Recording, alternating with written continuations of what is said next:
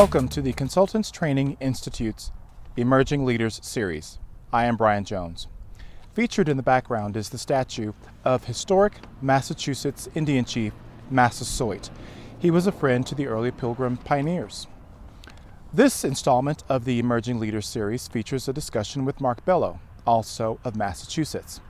Marc is a CPA, ABV, CVA, and CFFA with the firm Edelstein & Company in Boston. Marc specializes in business valuation for multiple purposes: forensic accounting, marital dissolution, shareholder disputes, gift and estate tax. He is a lead instructor for the Current Update in Valuations course, a course which features the current trends in economics and industries for valuation practitioners. He also is the current chairman of NACVA's Executive Advisory Board, beginning his term in June 2012. He is a past chair of NACVA's Valuation Credentialing Board and also a past chair of the Consultants Training Institute's Annual Consultants Conference. Please enjoy this installment of the Emerging Leaders Series featuring the emerging leader, Marc Bello. Well, it's an honor to be here. Thanks for having me. So you credentialed in what year, do you recall? It was in the early 2000s. With the CVA. I did. And immediately after becoming credentialed, you expressed an interest to get involved within the organization, NACVA. You helped take on some projects with the business valuation curriculum, and from there it has blossomed out into a number of significant projects, not just for the association, but for the profession. Why, and then I want to start this with you, why did you, so early after becoming credentialed, want to jump in and get involved and volunteer? Well, I mean, one of the advantages I think I had is before I actually took a course with NACVA, I had experience in the profession. So I had training and mentoring before I actually sat taking the exam, taking the credentialing course. Valuation was just a natural fit in progression of where my career started and where it was going.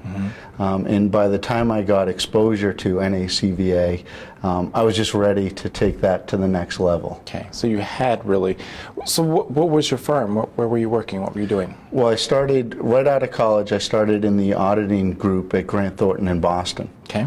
And I stayed in that group for about 3 years, and I transitioned into their tax department. As I followed some of my mentors there, it was really learning how businesses work. And it wasn't so much from an auditing perspective doing checklists, but how do companies work? How do they operate? What are cash flow areas? What are risks of businesses? From there, I eventually transitioned into private industry. And this is where I got involved with mergers and acquisitions, budgeting, forecasting, working at a private company that did was internationally involved in the pharmaceutical industry. Okay. So it really covered a lot of areas. And fortunately for me, they moved our department to New Jersey, and I stayed in Boston. And again, this was in the early 2000s. And I transitioned to Edelstein & Company, where I'm a partner today, and immediately spending my time doing 100% valuation and litigation consulting for them. So you graduated, where did you go to school? Ithaca College, undergraduate, and then I got a master's in taxation from Bentley, which is now Bentley University. And was it in accounting or economics or? An accounting background. Okay. I graduated with a master's in science from Ithaca. So what was it about that profession when you were going through college, or maybe even before, that attracted you into this profession? I'd probably say the beginning was just business in general. I took a lot of time to listen to what people were saying and how to educate myself into the business profession, where to start and where to go. And listening to them, they said one of the best backgrounds you can get is accounting or finance, to learn overall if you want to get into operations of a business. So I chose the accounting path. Okay. And then going through, as I was mentored into, if you're going to do accounting, start at one of the big CPA firms. And Grant Thornton was a natural fit for me. And they gave you exposure to the entire operations of businesses. So I had a tremendous experience with them learning. They allowed me to do auditing and tax work. from various size businesses, from small family-owned businesses to publicly traded businesses. So it was really an excellent educational opportunity. And then as I transitioned and all the way through private industry, you're just able to build on all these factors. And once I found this passion of valuation, and it was just a natural fit for consulting and learning how to give business owners something and also provide services to the legal community and clients through this process. So why do you think that it's been a really slow growing profession into accounting for students that are in colleges and universities now? It's obviously a big issue for the profession moving forward. What do you think are some of the reasons why there are challenges there or slow growth there? It probably deals with curriculum. I mean, if you look, I remember one of the first projects I had at NACVA was going through the first week's training session through all the curriculum. I think we did a 5-day, first 5 days. We looked, reviewed, overhauled it as we updated it. And really, valuation was for people who have been in the profession and then adding on to their core knowledge of the next step of understanding a business. So to bring it to a college or university level, it would really almost be giving them an introduction to something they should have already built on. Okay. So if once we get down to that level, it's going to be some nice additional exposure students will get to really real-world business and what's out there and how to apply core fundamentals. So exposing them possibly at the undergraduate level to the opportunities for them after school would be a good way possibly to help move the profession forward and give these people an idea of where they can work and what they can do. Exactly. I mean, most people don't know the opportunities that are out there throughout someone's career. We're very narrow focused, I think, of where we steer and direct people. And once you get out in the real world, I really believe it is mentoring. The entrepreneurial vision takes time to know who you are. So there are some students who can grasp on right from high school and be extremely successful without a college education. There are those who can come out of college and be entrepreneurial right away. And there's those who transition over the years through experience, become entrepreneurial. And that's really what the valuation consulting world is. It's very entrepreneurial because there's no black and white. NACVA has been able to provide a core body of knowledge that allows people to think out the box, apply core fundamentals that I've been focusing on today into developing services, answers, results for clients. Valuation is a very intricate profession, a lot of factors involved in determining that value and standards to comply with. You've been critically in a position to not only create and update the fundamental training for the CVA and AVA curriculum, and now having integration with the Institute of Business Appraisers CBA path, and then the recertification for those folks. Tell us about how you take all of the developments and all of the updates and the team of people that you work with to keep on top of that curriculum and why it's important to do that. I think the first thing you said was very important. The team that surrounds me or I work with to put this all together, because this is such a dynamic industry and we are always under the scrutiny of either an opposing expert, opposing counsel, tax laws, court decisions, standards from the AICPA on accounting valuations. There are so many rules and regulations where people are pushing us to give them expert advice. And what we have to do is stay on top of these things, and the only way to do it is pull together, first of all, a team. And then what you need to do is we look to our members and say, what type of services are you performing?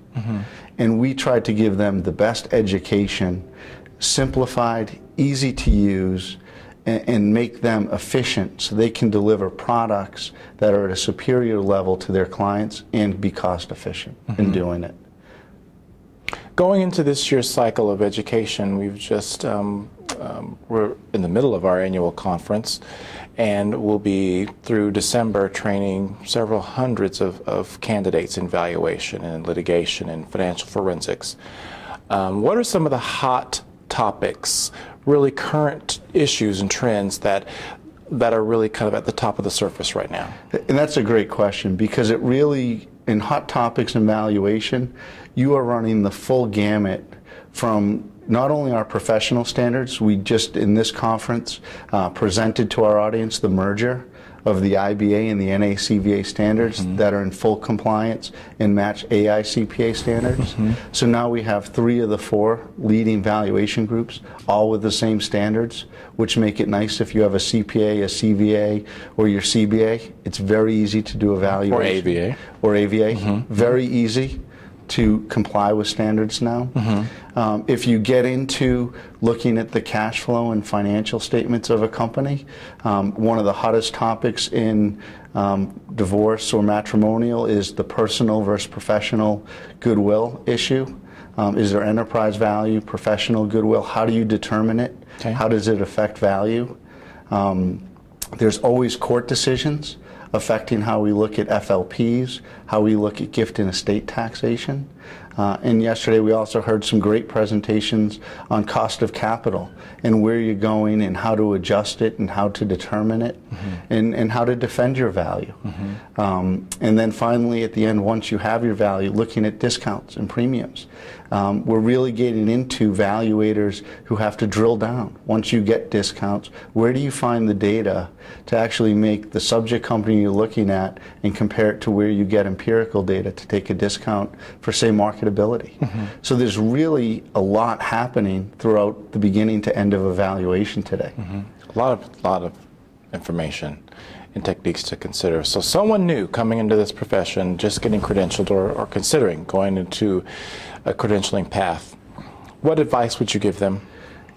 What I would give to someone coming into the profession today is be ready for a lot of energy. I mean, this is such a dynamic profession, and if you're someone who's willing to learn, likes to think, solve problems, this is the right profession to be in. One of the nice things is that we always are trying to educate at every level. There's such a great network of individuals who are out there to give people support. You know, don't feel like you're alone. When you look at our groups, whether you're part of a large business or you're a sole practitioner getting into this, latch on to some of these people who are out there who are willing to help. Because we're really unified here and all out to make our work product better in the profession. What are some of the obstacles that you think are out there? I mean, there's a lot of competition, a lot of rules and regulations to comply with, but from your perspective as being in this field for the past 10 years or so, what do you think currently right now or is making your life and your work challenging and difficult? I don't think there's really difficulties. I think it's recognizing the value of service that you are performing to your clients. This isn't an area where you want to sell yourself short. You know, a lot of education, training, skill, and expertise goes into being a very successful valuation analyst. And I don't think people should sell that service short. You know, get paid for what you do and be proud of the product that you put out. So that's really important, I think, is a hurdle that I hope we don't have to overcome for too long. Who were some of the people that were very instrumental in helping you enhance your skills and gain your confidence? The list would be endless. It would be winning one of those Emmy Awards and just going on forever. And you forget somebody and you get in trouble. And then you're in big trouble. Well then let's skip to your family. But I know there's a lot of people and that's a really good response. It's fair. You know, I really think what it is, again, it's a team effort here. Right. You know, it starts at home, the support my family gives me to allow me to be involved with NACVA that I have been, and then the whole NACVA family that's welcomed me in and encourage me to do what I do. You know, it's creating new programs, it's reading, it's thinking, and making suggestions where you can enhance the profession. And that's actually one of the great things about the organization, is that that's what's welcomed here. We want people who are going to change the profession, make it efficient for members, and put out, you know, great products that are reliable and credible. And then you're surrounded by support. It just doesn't end in all facets. So you live in Boston? I do. Born and bred? Yes. Boston guy? I've left for 8 weeks straight when I traveled around the country, and then I said, where would I want to live? And I went right back to Boston. Oh, it's a great city, though. It's a lot of history there. And you have your anniversary coming up. I do. I have to leave the conference early, and it's actually a great story because when our first child was born, it was on June 10th was going to be an anniversary for my wife and I. And she said to me, she goes, I just want to do one last dinner before our child's born, which was supposed to be 4 weeks out. So she planned this whole night dinner, nice. Next thing I know, I get home from work on June 10th, and she was in labor heading to the hospital. So needless to say, our anniversary is now overshadowed by my oldest daughter's birthday. Nice. How old is she? She will be turning 8 tomorrow. Oh, nice. And you've got how many kids? 2 girls. Nice. So this conference time is really kind of an anniversary time, not just for the organization, but for you and your wife, and now your daughter. Exactly. Such a great week. I mean, you tie it together. There are no complaints. So what do you do in your spare time? Oh, in my spare time, let's see. Don't say work. No, that's one thing I think that's very important too, is valuation is a very stressful, high-intense business, and you need time to de-stress. Right. So I like to do mountain biking, ride my bicycle, get out, do something athletic, and vacation. Right. You know, if you can get away for 2 or 3 days and not think about anything, it makes life a lot easier and enjoyable, and make sure you segregate that time out. Where did you go last on your vacation? Our last weekend trip is I went out to see my brothers in San Francisco. The whole family went out for 4 days, and I have 2 brothers who live on the West Coast. Wow, that's completely... Is that hard on your family? You guys are close? No, I look at the success they've had, and it's great to see. You know, one of my brothers is very successful in the hotel industry, and my other brother is one of the most successful ceramic teachers I'll ever know. Oh, nice. I mean, he's really transformed a program. So to see how successful they've been and where they are, it's just great to see. And I bet to create that adventure for your kids, too, to go across country. Oh, exactly. See their uncles and on another coast in another fantastic city. Are they both in San Francisco? One lives in San Francisco, the other lives in Livermore. Okay. And what we'll do is, for the summer tradition, is we rent a house down on the Outer Banks and we all get together. So it's nice. So you stayed in Boston. I did. And your parents probably are very happy about that. It depends what day. No, I'm sure they're very happy. Yeah, well, just to have access to their grandkids. That's right. That are there, too. I mean, yeah. Yeah, well, Marc, you have been very, very much appreciated for your contributions, and very much have a lot on your plate with the boards and committees and instructor projects that you've got, but we appreciate everything you do, and very proud to incorporate you into this Emerging Leaders series. Well, thank you for having me. Absolutely. It's great. Thank you, Brian. You're welcome. See you next time.